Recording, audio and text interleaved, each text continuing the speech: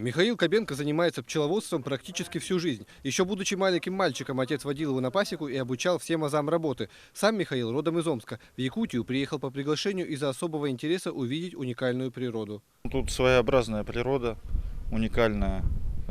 Короткий вегетационный период у растений цветковых, допустим, с которых пчелы мед берут. Ну и мед другой у вас. Интересно мне познать ваше пчеловодство.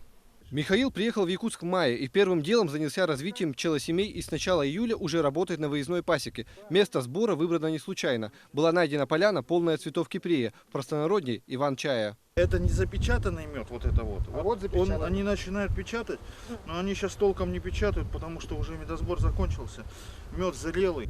Пчеловод живет здесь, практически не выезжая с участка. Сбор меда, хоть и процесс длительный, но очень трудоемкий. Откупорив соты специальной вилкой, рамка помещается в автоматическую медогонку.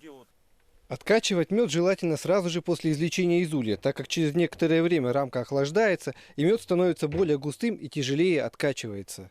На выходе практически готовый мед. Его пропускают через специальное сито для очистки, и продукт готов к употреблению. Главное правило пчеловода – никогда не забирать меда больше, чем нужно самим насекомым. Мед, который пчелы собирают, его мы будем оставлять для того, чтобы в зимовку пчелы ушли.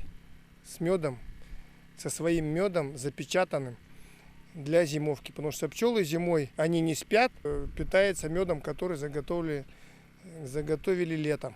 С каждого улья уже собрано порядка 10 килограмм меда. Столько же пчеловоды намерены оставить и самим пчелам на зиму. Всего в подспорье находится 27 ульев. Помимо основного продукта на этой же поляне собирает и Иван-чай, который в огромных количествах растет практически на всей территории России. Уже заготовлено и засушено несколько килограммов листьев, чтобы зимой заваривать чай и продавать заготовки. Фото Лариса, Иван Максимов, Вести, Якутск.